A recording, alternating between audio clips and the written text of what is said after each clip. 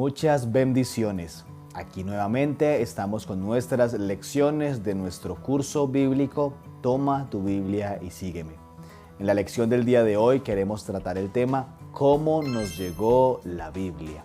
Así que quiero que estés atento a este resumen y que tomes nota a los datos importantes e interesantes para conocer cuál fue el proceso para que el día de hoy tengamos en nuestra mano la apreciada palabra de Dios.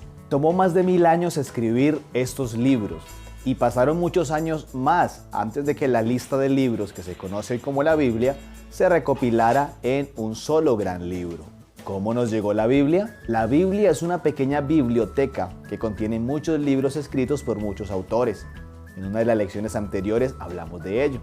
Antes de que se empezara a escribir cualquier porción de la Biblia, las personas se contaban historias unos a otros sobre Dios y sobre su relación con el hombre. A esta etapa de transmitir las historias de forma hablada se le conoce como la tradición oral. Y esa etapa continuó por muchos años. Las familias les contaban a las nuevas generaciones las historias de sus antepasados. En el caso de las escrituras hebreas, es decir, el Antiguo Testamento, algunas de las historias fueron contadas durante siglos antes de que fueran escritas en su forma final.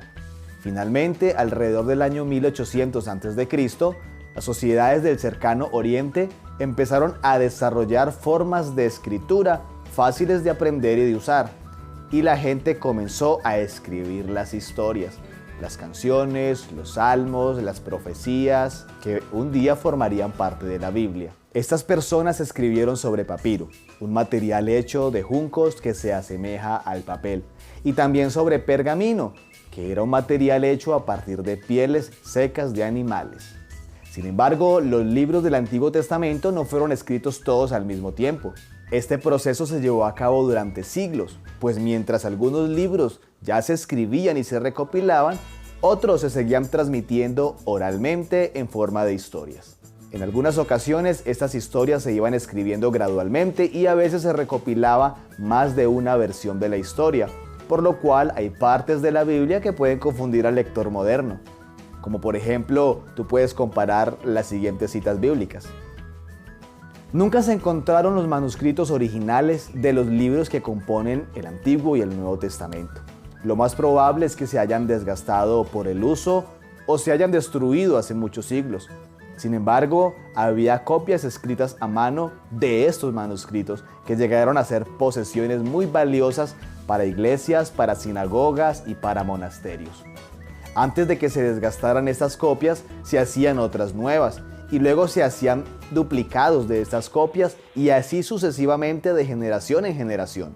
Se han conservado algunas muy antiguas de estos textos del Antiguo y del Nuevo Testamento, que actualmente se guardan en museos y en bibliotecas alrededor del mundo, en lugares como en Jerusalén, como en Londres, como en París, como en Dublín, en Nueva York, en Chicago, Filadelfia, entre otros lugares. Una vez que se empezaron a escribir historias de la Biblia, se hizo necesario hacer nuevas copias antes de que las anteriores se desgastaran por el uso continuo y se volvieran ilegibles.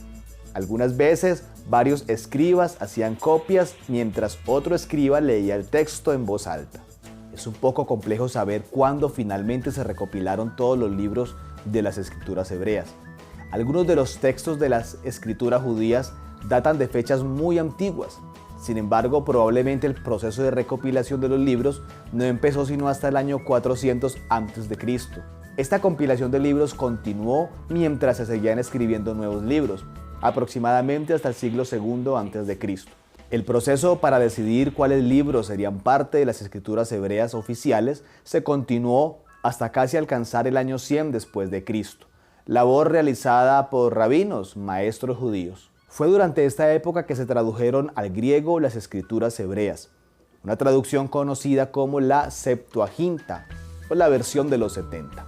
En un documento llamado la Carta de Eriteas, se narra cómo se realizó la Septuaginta y cómo obtuvo su nombre. Según la historia, 72 eruditos comenzaron simultáneamente a traducir al griego las escrituras hebreas. La carta dice que todos ellos terminaron al mismo tiempo, en 72 días, y que todos se dieron cuenta de que sus traducciones eran completamente idénticas.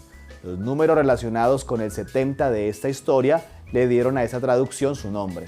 Esta versión griega de la Biblia fue la que usaron los judíos dispersos por todo el mundo romano debido a que la mayoría de ellos hablaba el griego en lugar del hebreo. Las copias más antiguas de la Septuaginta datan del siglo II a.C., más de 100 años antes de que Jesús naciera. Los primeros cristianos utilizaron también la Septuaginta como versión principal de las escrituras hebreas. No está muy claro cómo fue que exactamente se decidió cuáles libros se debían considerar lo suficientemente santos como para ser incluidos en las escrituras hebreas. Lo que sabemos es que aproximadamente en el año 100 después de Cristo, un grupo de judíos eruditos se reunió en Jamnia, un centro de aprendizaje judío localizado al oeste de Jerusalén. En ese entonces los judíos debatían sobre cuáles libros debían estar en las escrituras hebreas. Probablemente el debate de estos eruditos determinó en gran parte la decisión de la comunidad judía de incluir 39 libros en la lista sagrada, es decir, el canon. Otros 7 libros, a veces llamados libros deuterocanónicos o de segunda lista o canon largo, no se incluyeron en la nómina. Actualmente la mayoría de iglesias protestantes siguen la lista original de 39 libros y lo llaman el Antiguo Testamento. Las iglesias católica romana, anglicana, episcopal y ortodoxa oriental incluyen los libros deuterocanónicos en sus antiguos testamentos. Algunas de estas iglesias tienen un orden diferente e incluyen más de 7 libros. Por otra parte, Jesús y la mayoría de sus seguidores eran judíos y por esto usaban y citaban las escrituras hebreas. Luego de la muerte de Jesús y de su resurrección, aproximadamente en el año 30 después de Cristo, las historias de Jesús y sus palabras se transmitieron oralmente. No fue sino hasta alrededor del año 65 después de Cristo que estas historias y palabras se empezaron a compilar y a escribir en libros conocidos como los Evangelios, los cuales constituyen más o menos la mitad de lo que los cristianos llaman el Nuevo Testamento. Los primeros escritos del Nuevo Testamento son probablemente algunas de las cartas que el apóstol Pablo les escribió a grupos de seguidores de Jesús esparcidos por todo el Imperio Romano. Es posible que la primera de estas cartas haya sido la dirigida a los tesalonicenses y que haya sido escrita en el año 50 después de Cristo, y que otros escritos del Nuevo Testamento se hayan redactado durante los últimos años del siglo I o durante los primeros años del siglo II después de Cristo. Los libros del Nuevo Testamento se escribieron en griego, el cual era un idioma internacional durante este periodo del Imperio Romano. Durante casi 300 años, del año 100 al año 400 después de Cristo, los primeros líderes y consejos eclesiásticos argumentaron sobre cuáles escritos del Nuevo Testamento debían considerarse santos y ser tratados con el mismo respeto que se le daba a las escrituras hebreas. En el año 367 después de Cristo, Atanasio, un obispo de Alejandría, escribió una carta que enumeraba los 27 libros que él consideraba que los cristianos debían aceptar como autorizados. La mayoría de iglesias cristianas aceptó la lista y los escritos que él nombró son los mismos 27 libros que hoy llamamos el Nuevo Testamento. Sobre el proceso de traducir la Biblia. El griego se entendía y se hablaba en todo el área del Mediterráneo cuando se escribieron los libros del Nuevo Testamento. No obstante, para finales del siglo II después de Cristo, de nuevo empezaron a adquirir popularidad las lenguas regionales, especialmente en las iglesias locales. Se realizaron entonces traducciones de la Biblia al latín, el idioma de Roma, el copto, un idioma de Egipto, el siríaco, el idioma de Siria, y en el año 383 después de Cristo, el Papa Damasco I le encargó a un sacerdote erudito de nombre Jerónimo producir una traducción oficial de la Biblia al latín. Jerónimo tardó 27 años en traducir la Biblia completa. Esa traducción se conoce como la Vulgata y fue la versión oficial de la Biblia en Europa Occidental durante los siguientes 1000 años.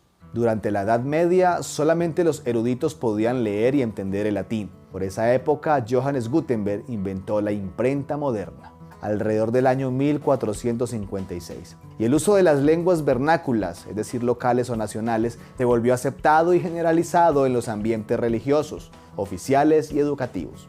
Conforme más gente aprendía a leer, más crecía la demanda de la Biblia en las lenguas vernáculas. Así fue como traductores como Martín Lutero, William Tyndale, Casiodoro de Reina y Giovanni Diodati comenzaron a traducir la Biblia a los idiomas que la gente usaba para comunicarse unos con otros. El proceso de traducción de la Biblia no se ha detenido y algunos descubrimientos recientes le han sido de gran ayuda. Por ejemplo, en los últimos 150 años se han encontrado muchos manuscritos antiguos griegos. En 1947 se encontraron unos manuscritos muy antiguos en algunas cavernas de Qumran y otros sitios al oeste del Mar Muerto en Israel, los cuales se conocen ahora como los rollos del Mar Muerto. Estos manuscritos, que datan de entre el siglo III a.C. y el siglo I después de Cristo, han ayudado a los eruditos modernos a entender mejor la formación de ciertos textos y a tomar decisiones sobre cómo traducir mejor ciertos versos o palabras específicas. La Biblia es un libro muy antiguo que nos ha llegado porque muchos hombres y mujeres se han esforzado por copiar y estudiar manuscritos, revisar importantes artefactos y ruinas antiguas y traducir textos antiguos a idiomas modernos. Esa dedicación ha sido trascendental para mantener viva la historia del pueblo de Dios.